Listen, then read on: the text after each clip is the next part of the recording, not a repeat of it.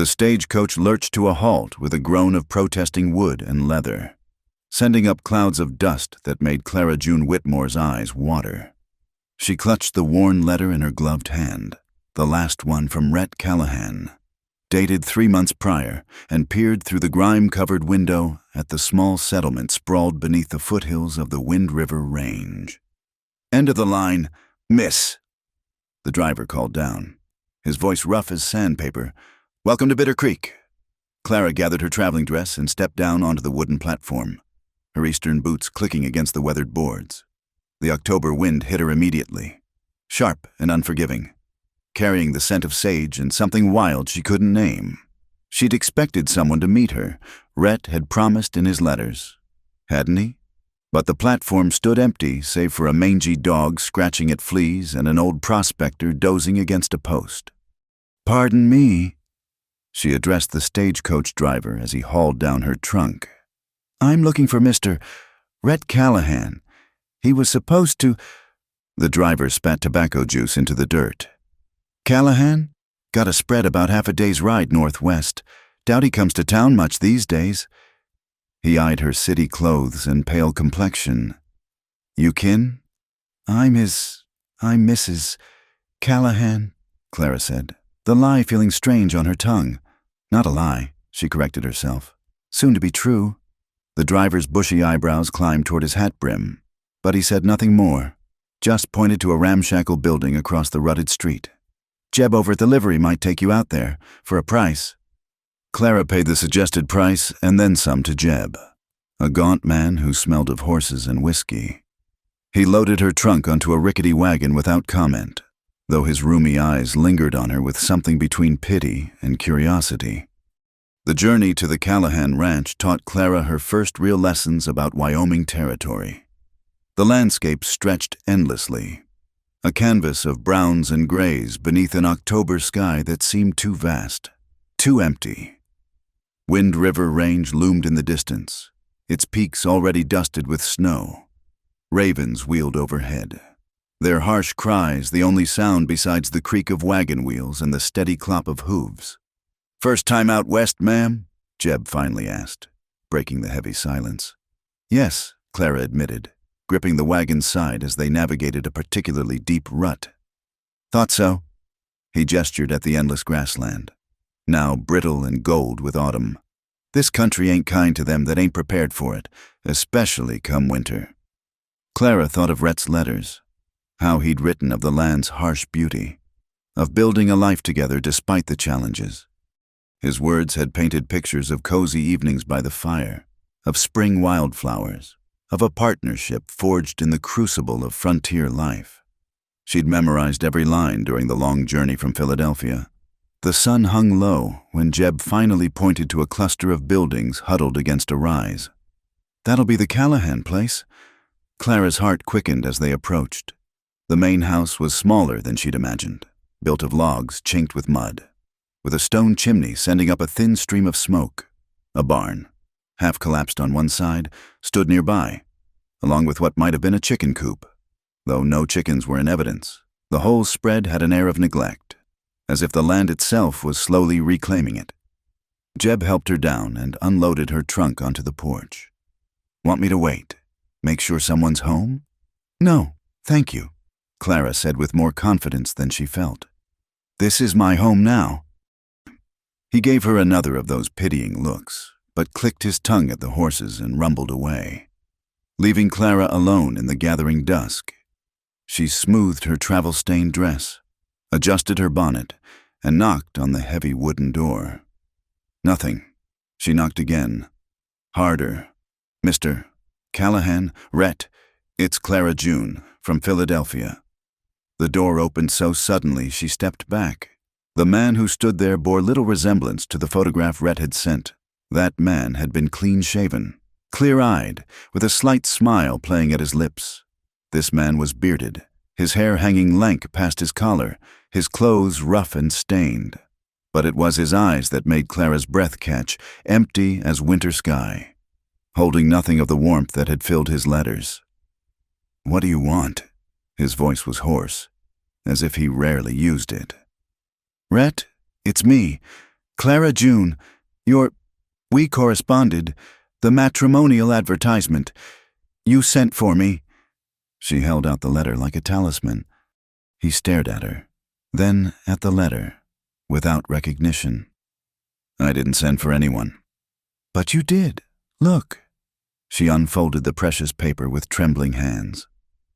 Dear Clara June, your last letter filled my heart with such joy.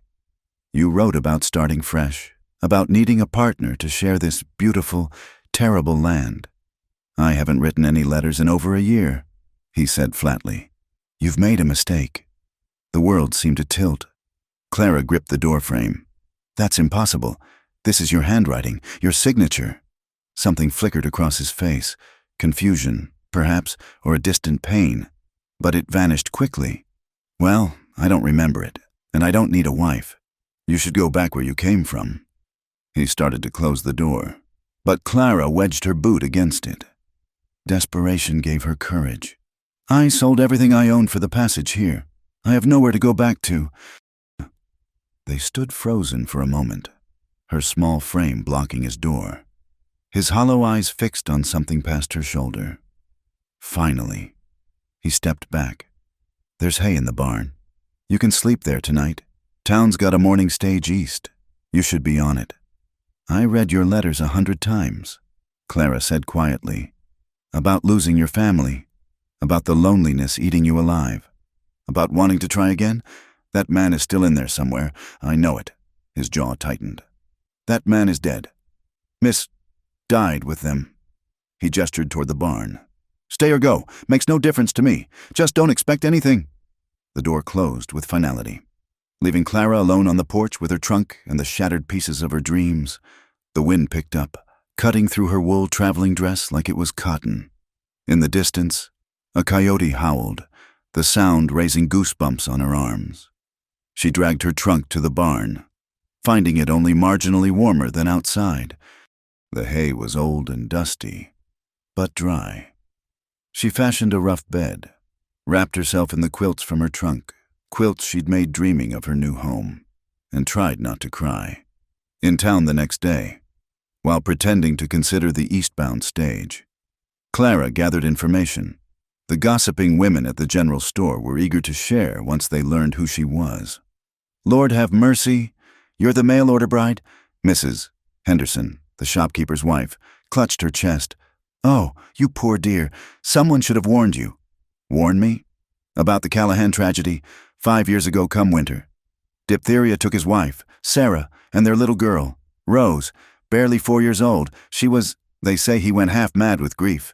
Wouldn't let anyone help with the burying, just dug those graves himself in the frozen ground. Hasn't been right since, added another woman. Lives out there like a hermit, barely comes to town. Some say he talks to them still, the dead. Clara thought of the empty eyes, the blank stare when she'd shown him his own letters. But he wrote to me, beautiful letters, full of hope. The women exchanged glances. Maybe there were moments when he remembered how to hope. Mrs. Henderson said gently, grief can be like that, comes and goes like weather. That night, Clara returned to the barn. She could have taken the stage, should have, perhaps, but something held her back. Maybe it was stubborn pride. Maybe it was having nowhere else to go. Or maybe it was the memory of those letters, written in a strong hand that had trembled only when mentioning his losses. She'd fallen in love with those letters, with the man who could write about watching the sunrise paint the mountains pink while acknowledging the darkness that preceded dawn. That man was in there, buried beneath 5 years of grief and guilt. And Clara June Whitmore, orphan and runaway, survivor of her own darkness, decided she wouldn't abandon him to his ghosts. Not yet. The frost on the barn walls told Clara morning had arrived before she opened her eyes. Her 4th night in the hay had been no warmer than the first, but she'd learned to burrow deeper, to wrap the quilts tighter. She rose stiffly, brushed the straw from her dress, the same one she'd worn for days now, and peered through a crack in the barn door. Smoke rose from the cabin's chimney. He was awake. Clara had established a routine of sorts. Each morning, she would wait until Rhett left the cabin for his sparse chores, then slip inside to tidy what she could. The first time, she'd been appalled. Dirty dishes crusted with old food, floors that hadn't seen a broom in months, windows so grimy they barely admitted light. The place smelled of neglect and old sorrow, but she'd rolled up her sleeves and begun. Today, she found him sitting at the rough table, staring into a cup of what might have been coffee. He didn't look up when she entered. "The eastbound stage runs 3 times a week," he said to his cup. "I'm aware." Clara moved to the stove, checking the fire. "Have you eaten?" "Not hungry." She'd discovered his larder was nearly bare. Some salt pork, hardtack, a few withered potatoes. But she'd learned to make do with less in the orphanage. She set about making what breakfast she could, moving quietly around his stillness. "Why are you here?" he asked suddenly. Clara considered her words while slicing the last potato. "Because I have nowhere else to go, and because the man who wrote those letters—" "Stop talking about the letters." His voice was sharp enough to cut. She set a plate before him anyway. Simple fare, but hot. He stared at it like he'd forgotten what food was for. "The fence in the east pasture needs mending," Clara said, changing tactics. "I noticed yesterday when I was exploring. Your milk cow—" "I don't have a milk cow." "The neighbor's cow. Then, she's been getting through the break. Helped herself to what's left of your hay." A ghost of something, surprise, maybe, crossed his features. "You chased off the Hendersons' cow?" "With a broom?" Clara allowed herself a small smile. She was quite offended. He picked up the fork, took a mechanical bite, chewed, swallowed, like a man who'd forgotten the point of eating was anything beyond survival. Clara ate her own portion standing by the stove, studying him sideways, in daylight. She could see past the neglect to the man beneath. Strong bones, hands that knew work, shoulders that had carried more than their share. He'd been handsome once. Could be again, if he remembered how to care. "I'll start a garden," she announced. "The plot by the south wall still has good soil. It's October. Everything will freeze. Then I'll prepare it for spring." She gathered the empty plates. "I'm also going to patch the chicken coop. Come spring, we'll want layers." "There is no we." Clara paused at the wash basin. "Then I'll want layers. You can continue eating salt pork in silence." She thought she saw his lip twitch, almost a smile. Strangled at birth. The days developed rhythm. Clara rose with the sun, worked until dark. She mended what she could with the few tools she found, bartered her mother's silver thimble in town for vegetable seeds and soap, convinced Mrs. Henderson to trade flour for help with the store's weekly cleaning. Rhett watched it all with the bewilderment of a man witnessing a force of nature. Sometimes she caught him following her movements, his face unguarded for a moment before the emptiness returned. She still slept in the barn, but each day claimed a little more of the house as her own. Clean windows, mended curtains, a rag rug beaten free of years of dust. She found wildflowers still blooming in protected hollows and brought them inside, placing them in a cracked mason jar on the table. Rhett said nothing about the flowers, but she noticed he hadn't thrown them out. Their conversations remained sparse, careful. She learned to read his moods by the set of his shoulders, the depth of his silence. Some days he seemed almost present. Others, he moved through the world like a ghost himself, unseeing and unseen. Then came the afternoon with the horse. Clara had ventured to the pasture to assess the broken fence when Rhett's mare, a bay named Dulcie, she'd learned, decided to investigate. Clara reached out to stroke the horse's neck, and Dulcie, perhaps startled by the unfamiliar touch, swung her head hard. Her skull connected with Clara's hip, sending her tumbling backward into the fence post. Pain exploded through her leg. She cried out, clutching her calf where a protruding nail had torn through fabric and flesh. Blood seeped warm between her fingers. She didn't hear Rhett approach, but suddenly he was there, dropping to his knees beside her. His face had lost all emptiness, replaced by something raw and immediate. "Let me see." His hands were gentle but insistent. Moving hers aside, The gash was deep but clean. "Can you walk?" "I think—" She tried to stand, gasped at the pain. Without hesitation, he swept her into his arms. She stiffened, surprised by the sudden contact, by the solid warmth of him. He carried her to the house as if she weighed nothing, his jaw tight with determination. Inside, he settled her on a chair and fetched his medical supplies, clearly untouched for years but still serviceable. His hands trembled as he cleaned the wound, and when fresh blood welled up, he went very still. "Rhett?" He was staring at the blood on his hands, his breath coming quick and shallow, lost in some memory she could only guess at. "Rhett." She covered his bloody hands with her own. "I'm all right. It's just a scratch. I'm here, and I'm all right." His eyes found hers, slowly focusing. The past released its grip, finger by finger. "Sarah used to say that," he whispered, "when Rose would scrape her knees. Just a scratch, little bird, Mama's here." Clara's heart clenched. "Tell me about Rose." His hands resumed their work, wrapping clean cloth around her calf with practiced efficiency. "She had Sarah's eyes, blue as cornflowers, curious about everything, couldn't keep her out of trouble." A pause. "She would have been 9 now. And Sarah, my wife." The words came harder now. "We married young. She was sunshine, even in winter, even when times were hard. She made this place a home." Clara watched him tie off the bandage, his movements careful and precise. "You blame yourself." It wasn't a question. She recognized the weight he carried. She'd borne her own version of it. "I should have taken them to town when the sickness started." "Should have found a doctor sooner? Should have—" His voice broke. "Should have been God?" Clara asked gently. "Should have stopped death itself?" He stood abruptly, turning away. "You don't understand. I was 8 when the fever took my parents, 10 when my little brother drowned in the orphanage well while I was supposed to be watching him." The words surprised her. She rarely spoke of Thomas. "I know about the weight of should have." Rhett turned back, studying her face as if seeing her for the first time. "Is that why you answered a stranger's advertisement? Running from ghosts?" "Partly." She tested her bandaged leg, winced, but also running towards something, hope, maybe the chance to belong somewhere again. "I can't give you that." "I'm not asking you to. I'm just asking you to let me stay." That night, she found a blanket and pillow on the barn's rough cot, small concessions to comfort.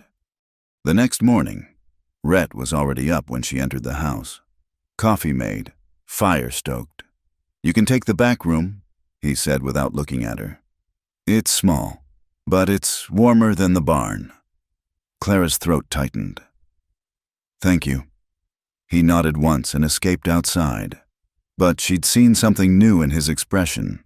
Not quite hope, that would take time, but perhaps the memory of what hope felt like. A door cracking open after years of being barred. She moved her few belongings into the small room that afternoon. It had been storage, filled with boxes of things Rhett couldn't bear to see but couldn't bear to discard. She left them undisturbed, simply clearing a space for her narrow bed. That evening, for the first time, they ate dinner together in companionable silence, the lamplight pushing back the darkness that pressed against the windows. When Clara bid him good night and retired to her room, she heard him moving about for a long time, restless as a caged thing learning its cage had a door. She fell asleep to the sound of wind in the pines and woke once in the night to hear him crying out in his sleep. Sarah's name and Rose's, tangled with words of apology and anguish. She lay still, knowing he would not welcome comfort. Not yet. But she was here, and she would wait. Winter arrived early that year, sweeping down from the mountains like a living thing, all teeth and howling fury. The first storm caught Clara unprepared. She woke to find snow piled against her small window. The world transformed into an alien landscape of white. "We'll need more firewood," Rhett said over breakfast, studying the still-falling snow through the now clean windows. Storm like this could last days. It was the most words he'd strung together in a week, and Clara seized on them. I'll help. He looked at her, then at her hands, city soft despite weeks of work, and almost smiled. You'll freeze, then I'll work faster to stay warm. They spent the morning in a rhythm of splitting and stacking, their breath clouding in the frigid air. Clara's hands blistered quickly, but she said nothing, matching Rhett's pace as best she could. When the wind picked up, driving snow horizontal, he finally called a halt. Inside, he ordered, noticing her shivers. The cabin felt like a haven after the bitter cold. Clara's fingers were too numb to work the buttons of her coat. Without a word, Rhett stepped close and undid them for her, his own hand still warm somehow. The unexpected intimacy of it, his careful attention, the brush of his fingers against her throat, made her breath catch. He stepped back quickly, as if burned. I'll make coffee. That night, the storm raged with renewed fury. The wind found every chink in the cabin's walls, setting up a mournful chorus. Clara lay in her narrow bed, quilts piled high, and still couldn't get warm. She could hear Rhett moving about in the main room, adding wood to the fire, pacing the floor. A particularly vicious gust shook the entire cabin, and she heard something crash in the kitchen. She rose, wrapping a quilt around her shoulders, and found Rhett picking up pieces of a broken plate. Let me, she said, kneeling beside him. I'm clumsy in the dark. His voice was rough. Sarah always said... He stopped. What did she say? For a moment, she thought he wouldn't answer. Then, she said I moved like a bear in winter, all bulk and no grace. Bears survive winter, Clara observed, gathering the last shards. Grace is less important than endurance. He looked at her then. Really looked at her. And she became aware of her state, hair loose around her shoulders, nightgown visible beneath the quilt, kneeling close enough to feel his warmth. Something shifted in his expression, a recognition of her as a woman rather than merely a presence in his house. They stayed frozen for a heartbeat. 2, before he stood abruptly. You should go back to bed. It's cold. But she didn't move. Rhett, when did you write those letters? The ones you sent me? His jaw tightened. I told you, I don't remember. Try? She rose to face him. Please, just try. He turned away, staring into the fire. The silence stretched so long she thought he wouldn't answer. Then, last winter, maybe, or the one before, the days, they run together. There are times when He paused, searching for words. Times when the fog lifts a little, when I can almost remember what it felt like to want things, to hope. And in those times, you wrote to me? I must have. His voice was barely audible. I must have thought I could start again. Fool notion, not foolish, Clara said softly. Brave. He laughed, a bitter sound. Brave would have been dying with them. No. The word came out sharper than she intended. Brave is living without them. Brave is facing every dawn knowing they won't see it. Brave is writing letters to a stranger because somewhere, deep down, you still believe in tomorrow. He turned then, and she saw his eyes were wet. I don't remember what I wrote. I don't remember sending for you. I don't remember how to be the man who could write those things. Then we'll find him together, Clara said, or build him new. The wind chose that moment to send snow down the chimney, making the fire hiss and smoke. They both moved to tend it, reaching for the poker at the same time. Their hands collided, and neither pulled away. Standing there, hands touching in the flickering light, Clara felt something crack in the wall he'd built around himself. Your hands are cold, he said roughly. The fire's dying. Can't let that happen. But he wasn't looking at the fire. They rebuilt the fire together, feeding it wood until it roared defiance at the storm. When it was done, Rhett didn't retreat to his usual chair. Instead, he sank onto the rug before the hearth, gesturing for her to join him. Tell me about Philadelphia. He said, so she did. She told him about the orphanage, gray stone and grayer hearts, about learning to sew to earn her keep, fingers bleeding over fancy clothes for wealthy women. About the old man her guardian had tried to sell her to, respectably, of course, with marriage papers to make it legal. He had 8 children already, she said, staring into the flames. Wanted a young wife to raise them and give him more. When I refused, they locked me in my room. I climbed out the window with nothing but mother's thimble and the clothes on my back, and answered an advertisement for a mail-order bride. Rhett's voice held something like wonder, jumped from one uncertain fate to another. Your letters were different, Clara said. They spoke of partnership, not ownership, of building something together, not just using someone up. Did I say those things? You did, and more. She drew her knees up, wrapping her arms around them. You wrote about sitting by this very fire, imagining someone beside you, about the way the mountains look at sunrise, about wanting to plant an apple orchard so your children could climb the trees. He made a sound, half sob, half laugh. I remember the orchard idea. Sarah wanted apple trees, said they'd remind her of home. We could still plant them. Come spring. Clara, he turned to her, and she could see the battle in his face, hope warring with fear, desire with guilt. I'm not the man from those letters. I'm broken. I have nightmares. Sometimes I forget to eat for days. I see them everywhere, in morning light, in snow falling, in every small joy I'll never share with them. You deserve better than a ghost. I don't want better, Clara said simply. I want you. The words hung between them like a held breath. Then Rhett reached out, slowly, as if she might vanish, and touched her face. His hand was rough with calluses, but gentle as falling snow. You're not what I expected, he whispered. What did you expect? Someone harder, desperate. Instead, you're... He seemed to struggle for words. You're like spring, impossible to stop. She turned her face into his palm, pressing a kiss there. He inhaled sharply but didn't pull away.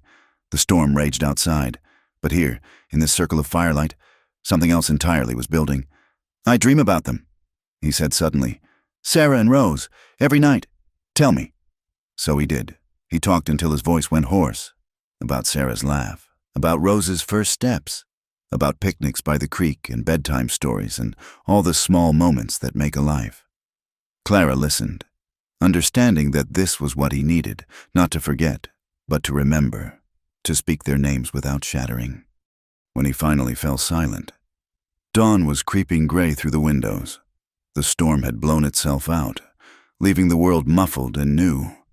They'd shifted closer during the night, drawn by cold and something warmer than fire. Clara's head rested on his shoulder.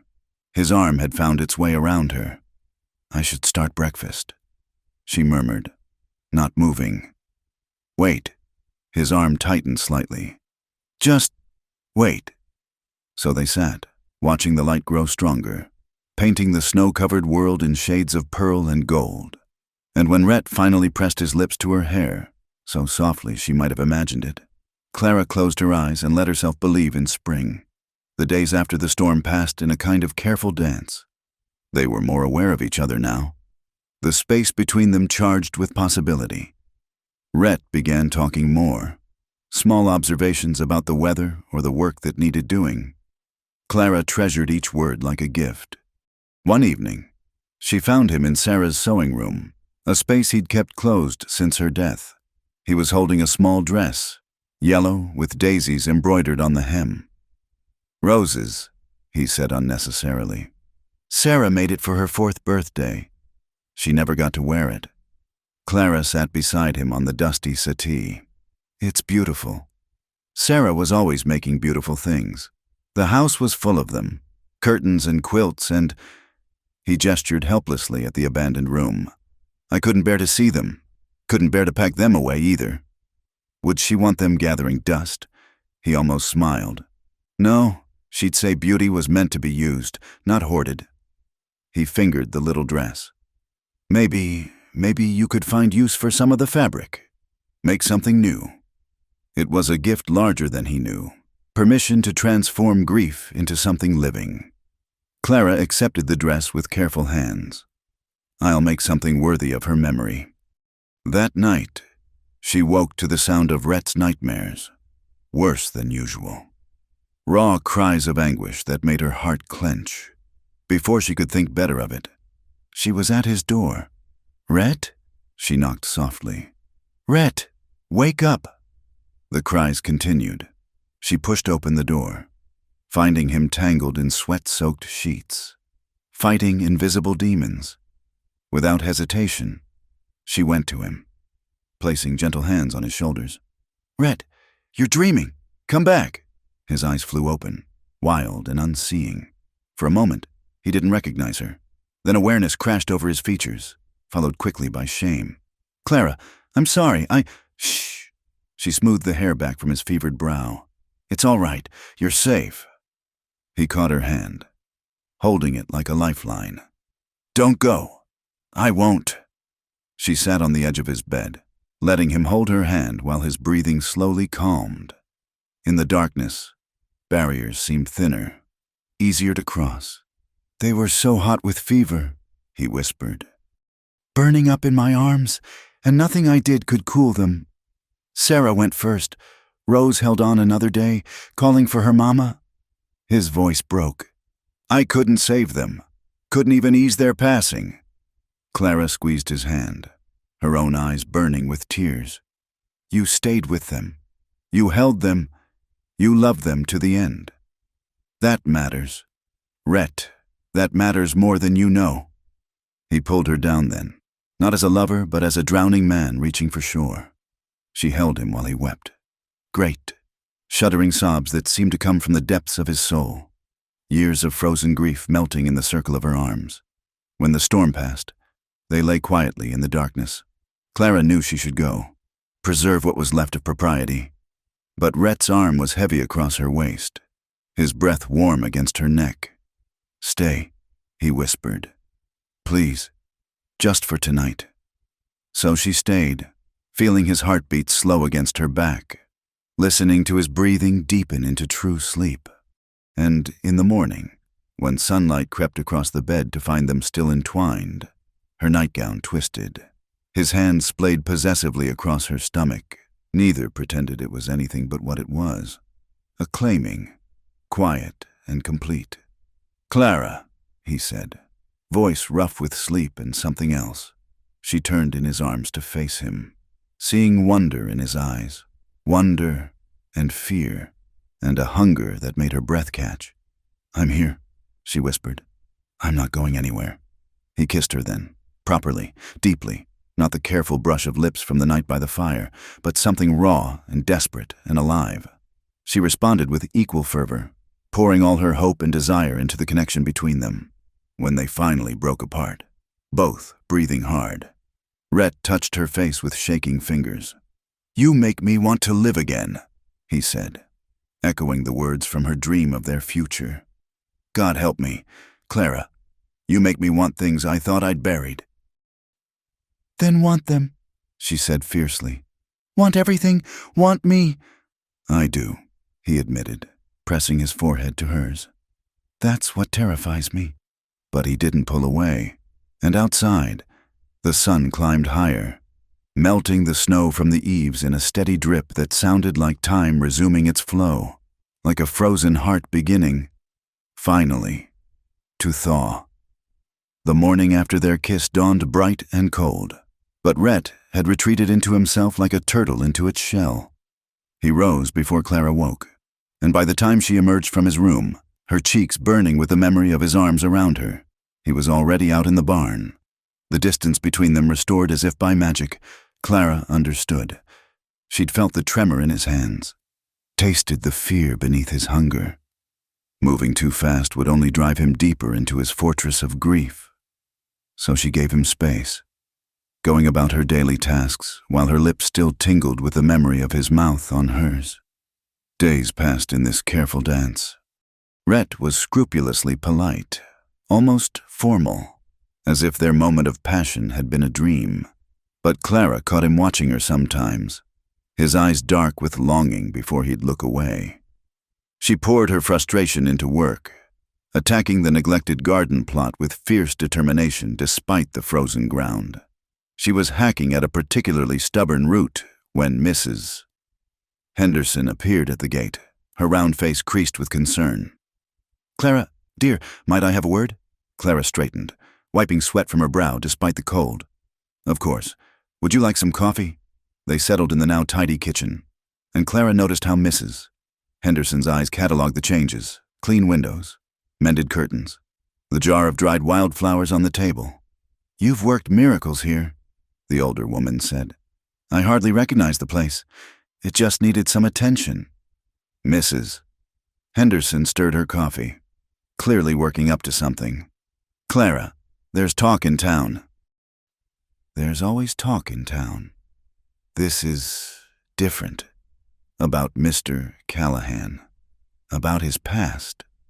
Clara's hand stilled on her cup. "What about his past?" "After Sarah died, after the worst of the grief passed, there was a period where he—" Mrs. Henderson looked deeply uncomfortable. "He took up with a woman from the Shoshone camp north of here. Little Dove, she was called." Clara felt the words like a physical blow, but kept her face calm. "I see. It didn't last long. A few months, maybe. He was drinking heavily then. Not himself at all. But there's some who claim there was a child." The cup slipped from Clara's numb fingers, coffee splashing across the clean table. "A child?" "Just rumors. Mind you, the Shoshone moved their camp 2 years ago, and nobody's seen Little Dove since. But I thought you should know, before someone with less kindness tells you." After Mrs. Henderson left, Clara sat in the gathering dusk, her mind churning. A child. Rhett's child? Possibly. Somewhere in the world while he grieved the daughter he'd lost. The thought made her sick with confusion and, yes, jealousy. She'd thought herself the first woman to touch his heart since Sarah, to learn there had been another. When Rhett came in for supper, he found her sitting in darkness, the fire dead in the stove. "Clara, are you ill?" She looked up at him, seeing him differently now. "Tell me about Little Dove." He went completely still. The color drained from his face, leaving him gray as ash. "Who told you? Does it matter? Is it true?" He sank into a chair as if his legs had given out. Yes, it's true." "And the child?" "There is no child." His voice was flat. "Dead. She lost it early, probably for the best." "For the best?" Clara's voice rose. "How can you say that? Because I was drunk more than sober, because I used her to try to forget, and when that didn't work, I left her. Because any child of mine would be better off never knowing me." The words came out harsh, self-lacerating. Clara stared at him, anger and hurt warring in her chest. "So there was someone else, between the letters and now?" "No." He looked up then, his eyes desperate. "No, Clara, it wasn't. She wasn't." He struggled for words. "I was dead inside, looking for any way to feel something, anything. She was kind to me when I didn't deserve kindness, and I took advantage of that. I'm not proud of it. But you didn't think to mention it? When I arrived here believing I was—" She stopped, unable to finish. "Believing you were what? The first woman I'd touched since Sarah?" His laugh was bitter. "You are. Little Dove was. That wasn't touching. That was drowning. Using another person like whiskey, trying to numb the pain. What I feel for you." He stopped, running his hands through his hair. "What do you feel for me?" "Terror," he admitted. "Because you make me want to be alive again. Because when I kiss you, I'm not trying to forget. I'm trying to remember. Remember what it feels like to hope." Clara stood abruptly, needing distance. "I need to think." She grabbed her shawl and plunged into the cold night. The temperature had dropped, and new snow was beginning to fall, but she barely felt it. Her feet carried her automatically to the garden plot she'd been working, now a patch of darkness in the white landscape. How dare he? How dare he make her feel special? Chosen, when he'd had another woman in his bed, drunk or not, grieving or not, and a child lost. The pain of that, for both of them, made her heart ache even through her anger. She heard him before she saw him, his footsteps crunching in the fresh snow. "Clara, please, come inside. You'll freeze." I'm fine. You're not. He came closer, and she could see he'd grabbed his coat but forgotten to button it, as if he'd rushed after her without thought. Neither am I. I haven't been fine in 5 years. You should have told me. You're right. I should have. But when you arrived, I didn't even remember the letters.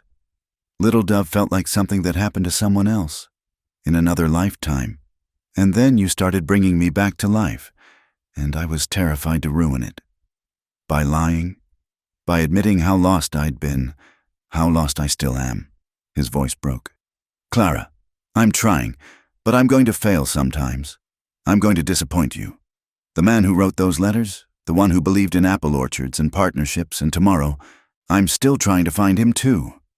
She turned to face him then, seeing the snowflakes catching in his dark hair, the misery written across his features. And, Little Dove, did you love her? No. The word was immediate, certain. I cared for her, felt grateful to her, feel guilty for how I treated her. But love? I haven't loved anyone since Sarah, until... He stepped closer, close enough that she could see his breath in the cold air. Until a stubborn woman showed up at my door with my own letters and refused to leave. Until she cleaned my house and planted flowers and held me while I cried like a child. Until she made me want things I'd sworn I'd never want again. Clara's anger was melting like snow in spring sun, but hurt remained. I sold everything, traveled across the country. I thought I was answering the call of a man ready to love again. You were. You did. He needed you to show him where he'd gone. They stood in the falling snow, the silence broken only by the wind in the pines. Finally, Clara spoke. No more secrets. No more secrets, he agreed. Though I should warn you, I'm not an easy man to love. I have nightmares. I forget to eat. I see ghosts in every corner. She pressed her fingers to his lips, stopping the flow of self-recrimination. I'm not easy either. I'm stubborn and prideful, and I've been known to chase cows with brooms. Despite everything, his lips curved slightly under her fingers. That was a sight. Rhett! She dropped her hand but held his gaze. I need to know. Am I just another way to forget? Another Little Dove? No. He caught her shoulders, his grip almost desperate. God, no. You're the opposite. You're the reason to remember why living matters. When I touch you, I don't disappear. I become more real than I've been in years. The snow was falling harder now, thick curtains of white that made the world seem small, private, just the two of them in a swirling globe. I'm so tired of being angry, Clara whispered. Of being afraid. Then don't be. Not tonight. He pulled her against him, and she went, burying her face in his chest.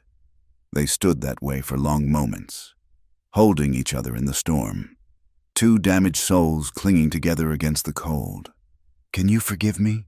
He asked into her hair. For Little Dove? For the drinking? For being less than the man who wrote those letters? Clara pulled back enough to see his face. Can you forgive me for not being the simple, grateful bride you might have expected? I don't want simple. I want you. She reached up, framing his face with her cold hands. Then we forgive each other, and we try again.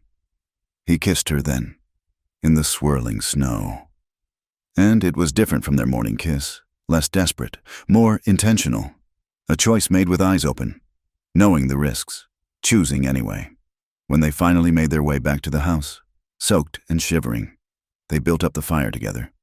Clara made coffee while Rhett found dry clothes for them both, the simple domesticity of it, hanging wet things to dry, sharing the warmth, moving around each other in the small space, felt like a promise.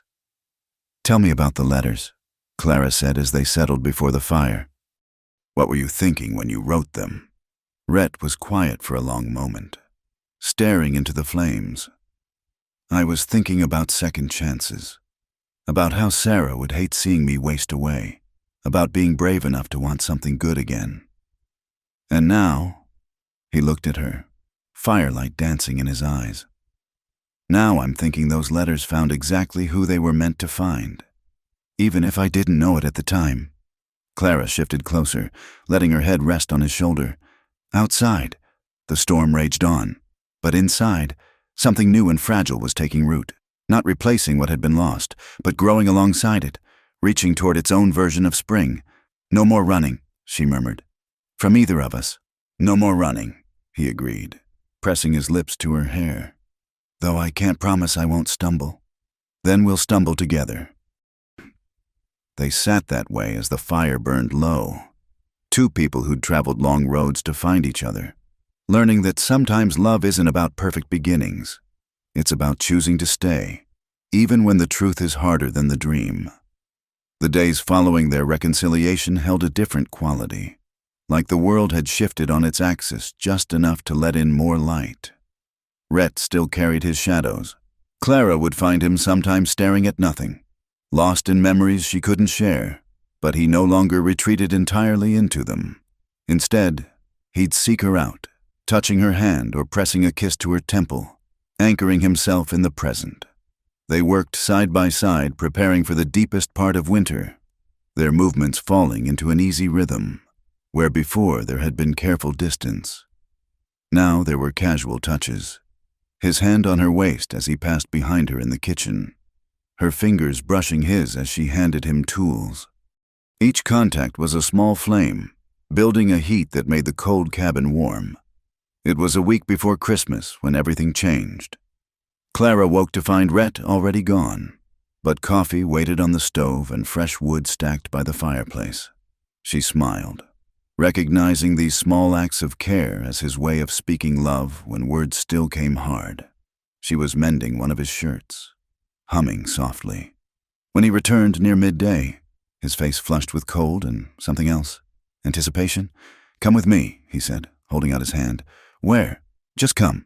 She took his hand, letting him lead her outside to the barn.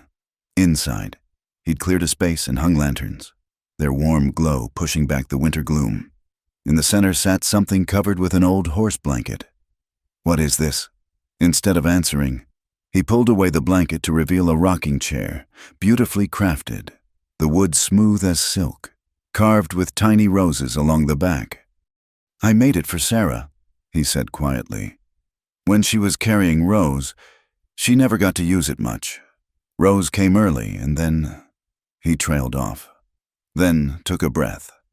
"I thought you might like it.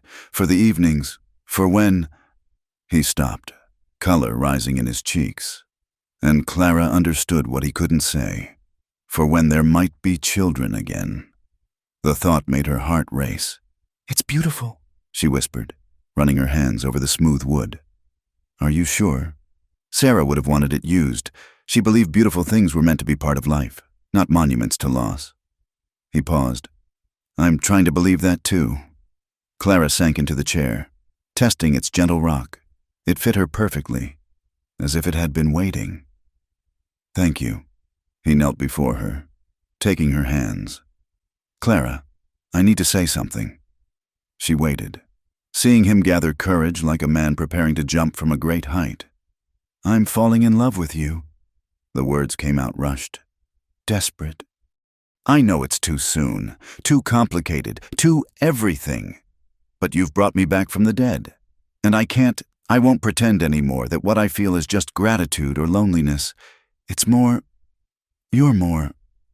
Clara's eyes filled with tears. "Rhett, you don't have to say it back. I know I'm not.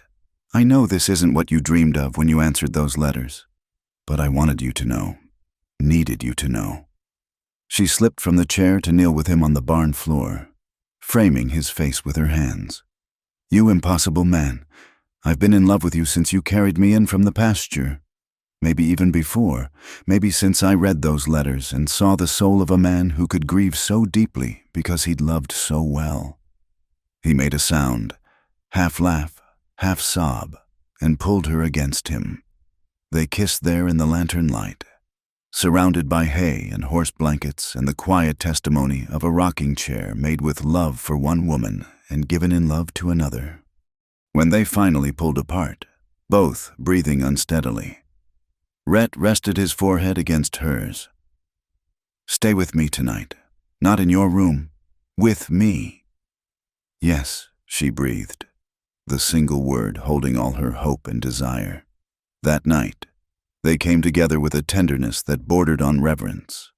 In the darkness of his room, their room now, they discovered each other slowly, carefully, like cartographers mapping new territory. Rhett traced the curves of her body as if memorizing a prayer, while Clara kissed the scars life had left on him, external and internal both. When he moved over her, into her, they both stilled, overwhelmed by the magnitude of the moment. Clara saw tears on his cheeks and kissed them away, salt on her lips. "I'm here," she whispered. "We're here. We're alive." He moved then, slowly at first, then with growing urgency as years of frozen feeling thawed and flooded through him. Clara met him motion for motion, her own needs rising to match his. They came together like a storm breaking, wild and necessary and cleansing. Afterward, they lay entwined, sweat cooling on their skin despite the winter chill. Rhett traced lazy patterns on Clara's bare shoulder, his touch speaking wonder. "I'd forgotten," he murmured, "how it feels to be whole." Clara turned to study his face in the moonlight. Not forgotten, just misplaced for a while. He was quiet for so long she thought he'd fallen asleep. Then, "Sometimes I'm afraid I'll wake up and you'll be gone, that this is just another dream, and I'll be alone again." She took his hand, placing it over her heart so he could feel its steady beat. "Feel that? That's real. I'm real. This is real." He pressed closer, as if he could merge their bodies permanently. "Don't leave me, Clara. Promise you won't leave." "I promise," she said, sealing it with a kiss. "Though you may regret that when you realize how stubborn I can be about getting my way." His laugh rumbled through his chest into hers. "Somehow, I doubt I'll regret anything about you." They made love again as dawn approached, slower this time, savoring each touch and taste. When exhaustion finally claimed them, they slept deeply, peacefully, wrapped around each other like two halves of a whole finally reunited. The change in their relationship transformed the cabin from a house of grief into something approaching a home. Clara moved her belongings into the main bedroom without fanfare, and Rhett cleared more of Sarah's things, not erasing her, but making room for the present alongside the past. They established new routines. Mornings began with coffee and kisses. Evenings ended with Clara in the rocking chair, Rhett at her feet as they talked about everything and nothing. He began teaching her about ranching, while she taught him to laugh again, at her attempts to milk the neighbor's cow, who'd become a regular visitor, at the way she cursed like a sailor when she thought he couldn't hear, at life's small absurdities that he'd been blind to for so long. 2 weeks into their new arrangement, Rhett surprised her again. She came in from feeding the chickens to find him at the kitchen table with paper and ink, writing intently. "Another letter?" she teased. "Should I be jealous?" He looked up, a shy smile playing at his lips. "Only if you're jealous of yourself." He slid the paper across to her. "My dearest Clara," it began in his careful script. "I wanted to write down what I couldn't say properly before. You asked about the man who wrote those first letters, wondering where he'd gone. I think now he was waiting for you to show him the way home." Clara read through tears, seeing in his words the integration of who he'd been, who he'd become, and who he was still becoming. When she finished, she went to him, settling in his lap without hesitation. "I love you," she said simply. "All of you. The man who wrote the first letters, the broken one who answered the door, and this one who's learning to live again." He buried his face in her neck, breathing her in. "How did I get so lucky?" "Not luck," Clara said, thinking of all the miles traveled, tears shed, risks taken. "Choice. We chose each other." That night, a blizzard howled outside, but inside they were warm and safe and together. They made love with the storm as soundtrack, their passion matching nature's fury. And when they lay spent and satisfied, listening to the wind. Clara thought she'd never heard a more beautiful sound, except perhaps for Rhett's voice, rough with emotion, whispering her name like a prayer answered. "My Clara," he murmured against her skin. "My second chance, my unexpected gift." She turned in his arms, seeing in his face not the hollow-eyed ghost who'd greeted her that first day, but a man reborn through love's patient grace. "And you're mine," she whispered back, my leap of faith that caught me. Outside, the storm raged on, but inside their small cabin, two hearts beat in rhythm, having found their way through grief and fear to something stronger, a love built not on perfect beginnings, but on the choice to stay, to try, to trust in tomorrow's promise. And in the rocking chair by the window, moonlight caught on the carved roses, blessing this new chapter in an old story of love. The letter arrived on a day when spring was just beginning to whisper through the valley. Clara found it waiting at the general store, her name written in her cousin Margaret's familiar script. She tucked it into her basket, saving it for privacy. But its presence weighed on her throughout the ride home. Rhett was working on the fence when she returned, his shirt sleeves rolled up, muscles moving smoothly under skin that had seen sun again these past months. He looked up at her approach, and his face transformed with a smile that still made her heart skip. "Good trip to town?" He came to help her down from the wagon, his hands lingering on her waist. "Yes, Mrs. Henderson sends her regards, and her preserves." Clara held up the jar, but Rhett was studying her face. What else? She should have known she couldn't hide anything from him anymore. They'd become too attuned to each other's moods. "A letter from my cousin in New York." His hands tightened slightly on her waist.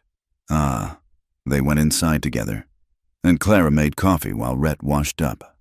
When they were settled at the table, she opened the letter with trembling fingers.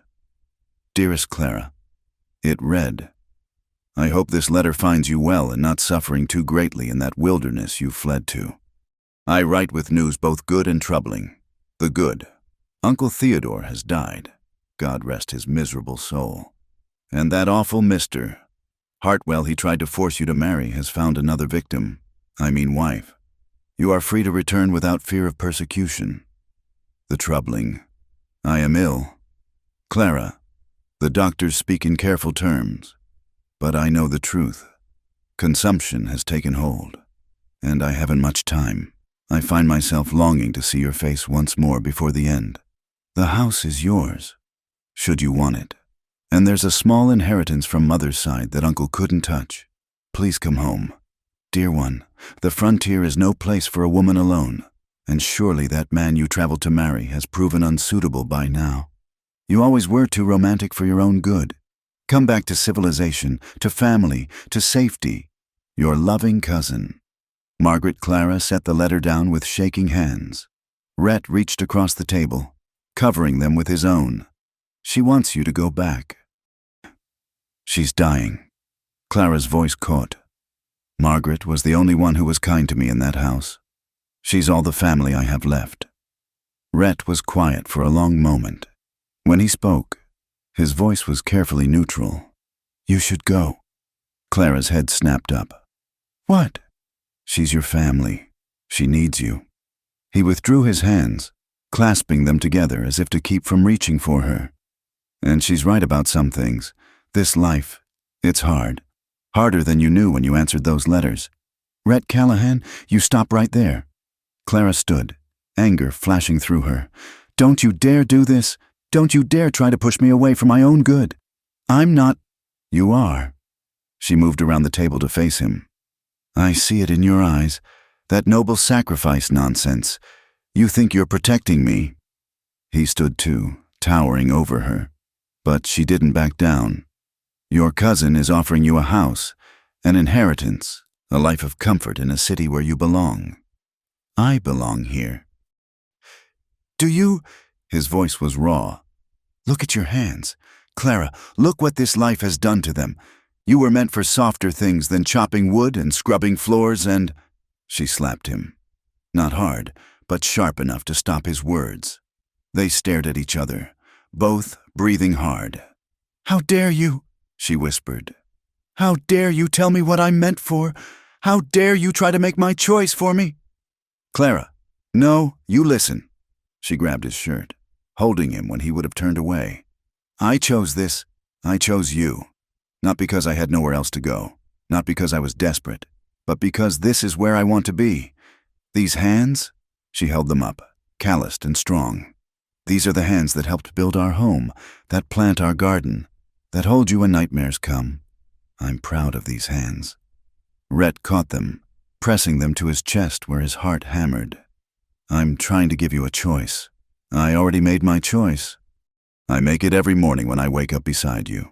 I'll make it every day for the rest of my life if you'll let me. Her voice softened.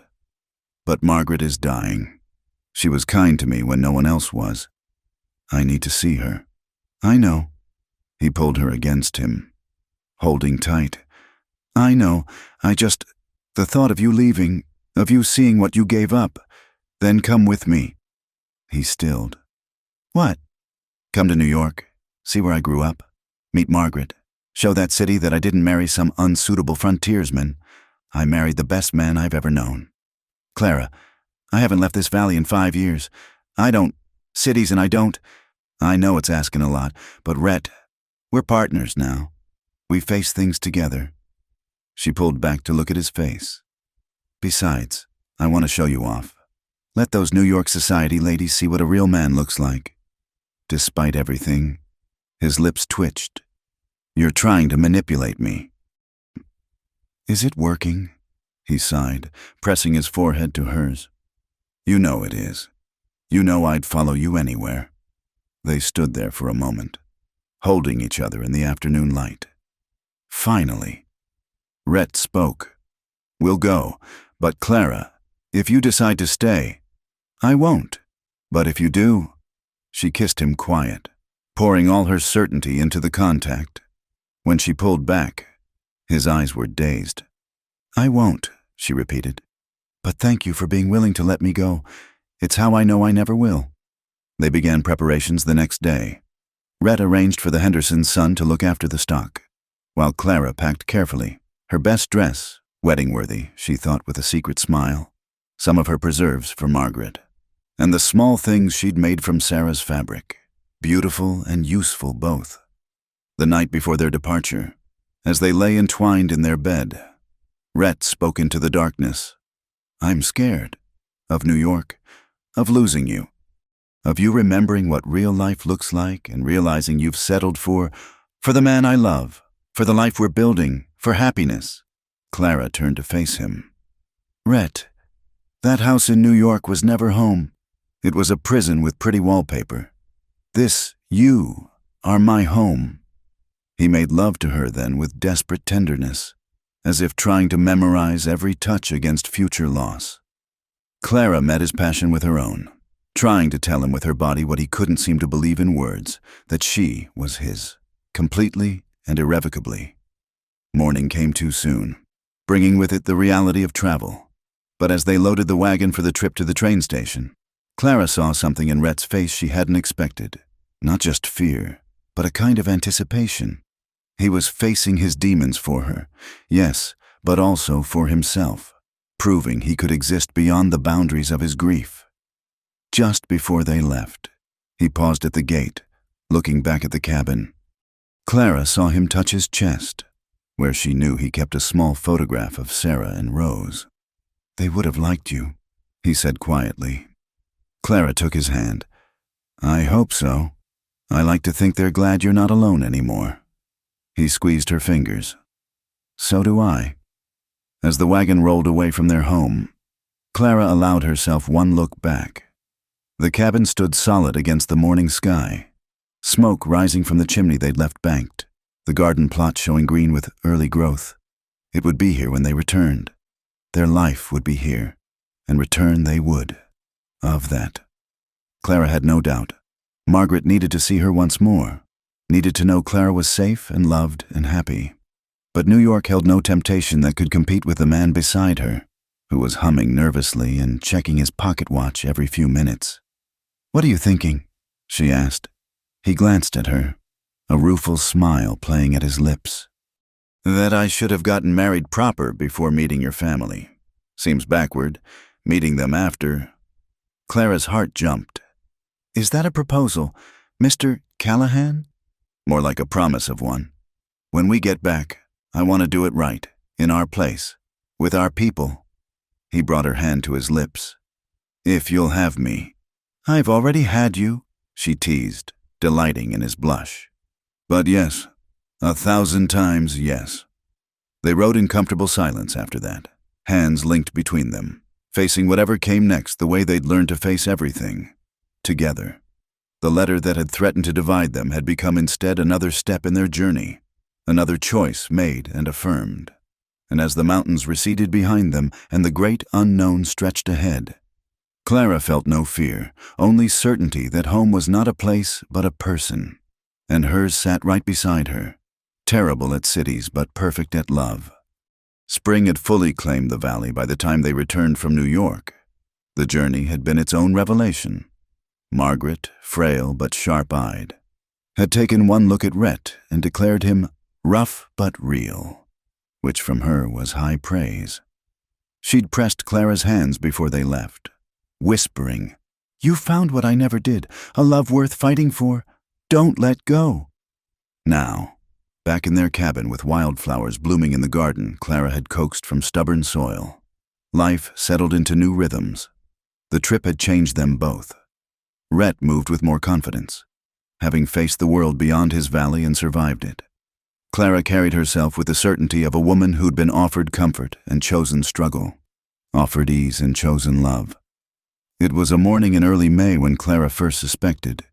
She'd risen to start breakfast but had to rush outside, her stomach rebelling.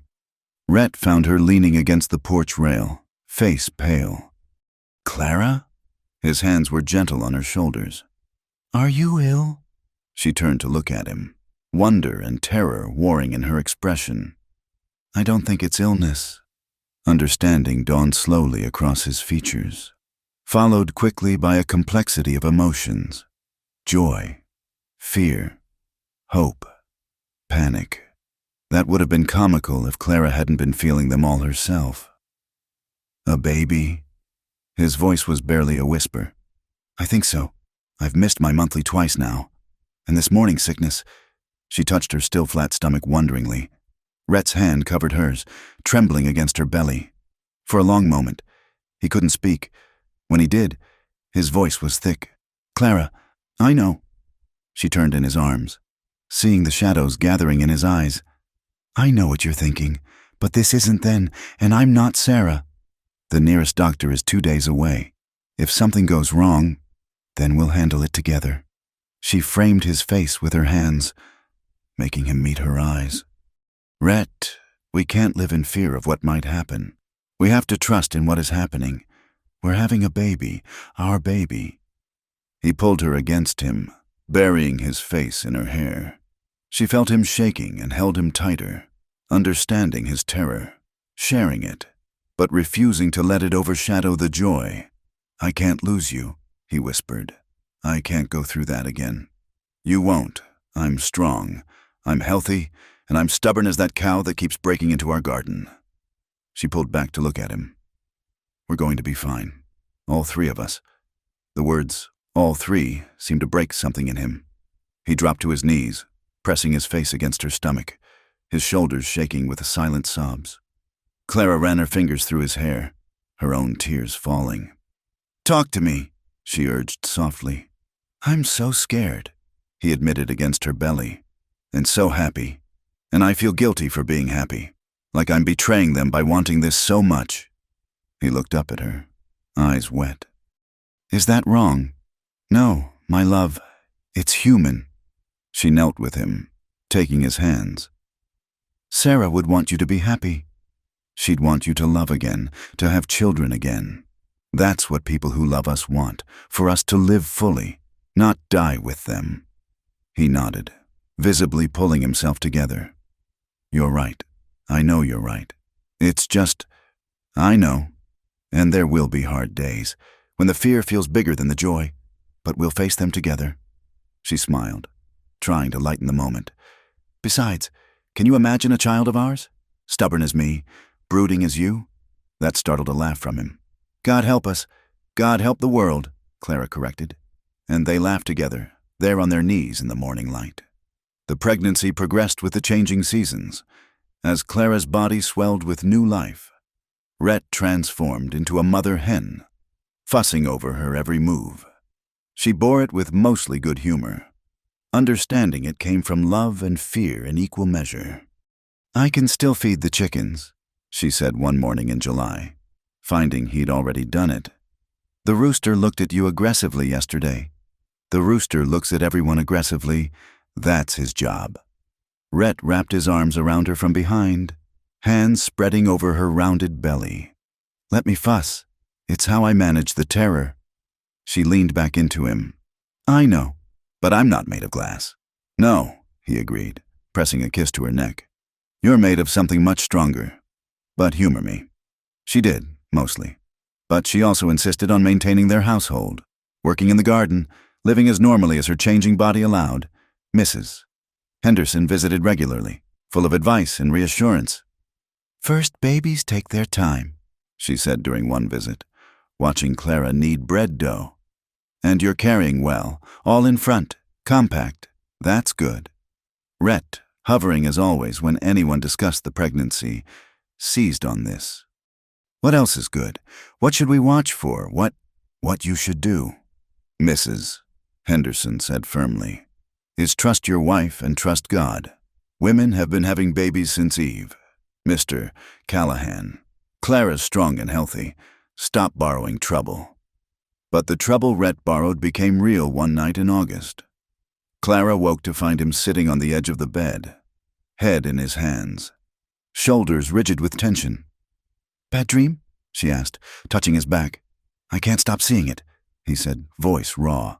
"Sarah in labor, the blood, Rose trying to help her mama." He turned to her, eyes wild. "What if I cursed? What if everything I touch—" "Stop." Clara sat up, taking his face in her hands. "You are not cursed. You loved your family, and you lost them to illness. That's tragedy, not a curse. And I'll tell you something else. I'd rather have whatever time we're given together than a lifetime without you. Even if... She was fierce now, protective of him and their unborn child both. "But it won't come to that. I'm going to live, and our baby is going to live, and you're going to have to learn to be happy without feeling guilty about it." He kissed her then, desperate and grateful. They made love carefully, tenderly, her swollen body requiring new configurations, but their need for connection as strong as ever. Afterward, as they lay entwined, the baby kicked strongly enough for Rhett to feel it against his palm.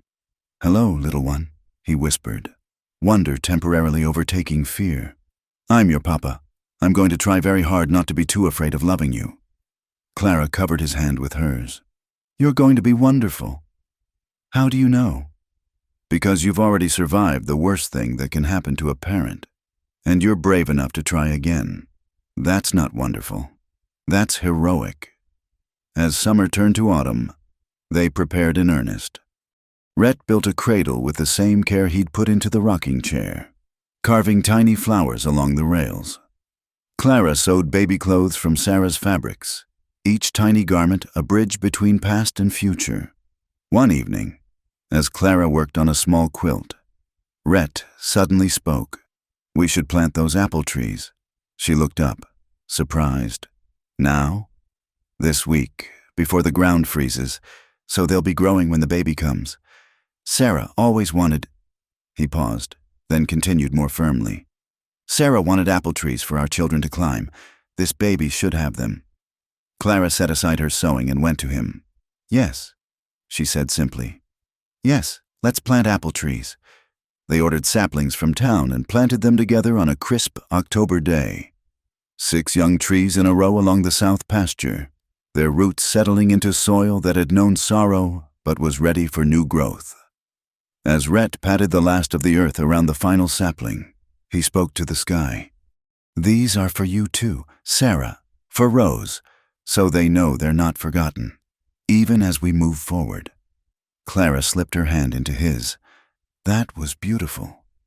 "I've been thinking," he said, still looking at the small trees, "about names. If it's a girl, not Rose." Clara said gently, "This baby needs their own name, their own story." "No, not Rose, but maybe Hope, for what she represents." Clara's eyes filled. "Hope, Yes, and if it's a boy, Rhett considered. Samuel, it means God has heard, because I prayed for so long to feel alive again, and God sent me you. Hope or Samuel? Clara repeated, tasting the names. Perfect. They stood there as the sun set, looking at their small orchard, feeling the future growing alongside the past. The baby moved within Clara, strong and insistent, and Rhett placed his hand over the movement, his face soft with something that was finally, fully, uncomplicated love. Thank you, he said quietly. For what? For being brave enough for both of us, for showing me that love isn't betrayal, it's honor, for giving me this second chance at everything. Clara leaned into him, watching their shadows grow long across the land they were cultivating together. Not just the soil, but their lives, their hearts, their hopes. We gave each other that chance, she said, and whatever comes, we'll face it. Together, he agreed, and the word held all the promise of the spring to come, when their child would be born into a home built on sorrow transformed into joy, loss transformed into love. Two broken people transformed into a family. The apple trees stood sentinel in the fading light, young and fragile, but alive, reaching toward the sky with the endless optimism of growing things, just like the love that had planted them, just like the child who would one day climb their branches, laughing in the sun. The storm came without warning on a night in early March, winter making one last violent stand before surrendering to spring. Clara had been restless all day, her back aching, the baby sitting low and heavy. She dismissed Rhett's concerns, but as darkness fell and the wind began to howl, she felt the first real pain, sharp and undeniable. Rhett, she gripped the table edge, breathing through the contraction. I think it's time. His face went white. They'd planned to go to town when labor started, to be near the doctor, but one look outside showed that was impossible. Snow drove sideways, piling against the windows, and the wind screamed like a living thing. The storm, he started. I know. Another pain gripped her, stronger than the last. We'll have to manage alone.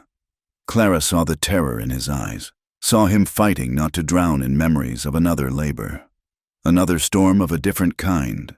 She reached for his hand. I need you present, Rhett. Not lost in the past. I need you here with me. He nodded, visibly pulling himself together. Tell me what to do. They'd prepared as best they could. Clean linens waited in the bedroom. Water heated on the stove. The cradle stood ready. But all the preparation in the world couldn't ease the primal fear of bringing life into the world with only each other for help. The hours blurred together, pain and breathing. Rhett's steady presence, the storm raging beyond their walls. Clara found strength in his strength, even as she knew he was terrified. He never left her side, his hands cool on her fevered face, his voice a constant anchor. You're doing so well, he murmured during a brief respite between contractions. So strong, my brave Clara. Talk to me, she gasped. About anything, just let me hear your voice. So he talked, about the apple trees waiting for spring, about the life they'd build, about his love for her that grew deeper every day. His words wove a rope she could cling to as her body worked its ancient magic. The worst came near dawn. The pains were constant now, and Clara could feel the baby coming, feel her body opening to release this new life. But something wasn't right. The baby felt wrong, turned somehow. Rhett, she panted, fear creeping in. Something's... He was already checking, his face grave. Years of helping animals birth had given him some knowledge, and what he found made his jaw tighten. The baby's turned. I need to... Do it, Clara said through gritted teeth. Whatever you need to do. His hands were gentle but sure, working to turn the baby as Clara fought not to scream. The pain was beyond anything she'd imagined. But she fixed her eyes on Rhett's face, drawing strength from his determination. Almost, he murmured. Almost there. You're so brave, my love. So brave. Then, suddenly, the baby shifted. Clara felt the change, felt everything align as nature intended. With the next contraction, she pushed with all her might, Rhett guiding their child into the world. "The head's out," he said, voice thick with emotion. "One more push. Clara, one more." She gave everything she had. And suddenly the room filled with the most beautiful sound, their baby's first cry, strong and indignant at the cold world. "It's a girl," Rhett said, wonder replacing fear as he placed the squalling infant on Clara's chest. "We have a daughter." Clara looked down at the tiny, perfect face, overwhelmed by a love so fierce it took her breath. "Hope," she whispered. "Hello, Hope." Rhett tied and cut the cord with shaking hands, then helped deliver the afterbirth, checking Clara with anxious eyes. But she was whole, tired beyond measure but whole, and their daughter was perfect. 10 fingers, 10 toes, a shock of dark hair, and lungs that proclaimed her displeasure with the world. "She's beautiful," Rhett breathed, touching the baby's cheek with one finger. "She's—" He broke then, great sobs shaking his shoulders as years of grief and fear gave way to joy. Clara reached up with her free hand, pulling him down to her. "We did it," she whispered. "We're all here. We're all alive."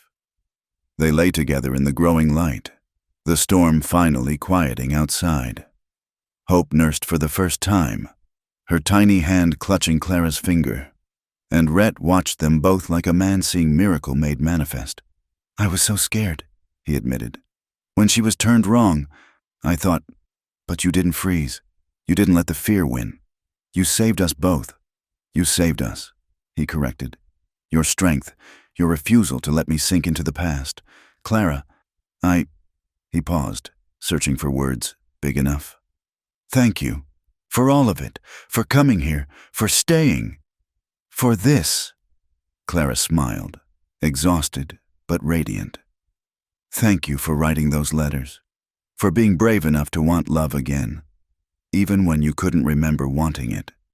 As if in agreement, Hope made a small sound, content and milk-drunk.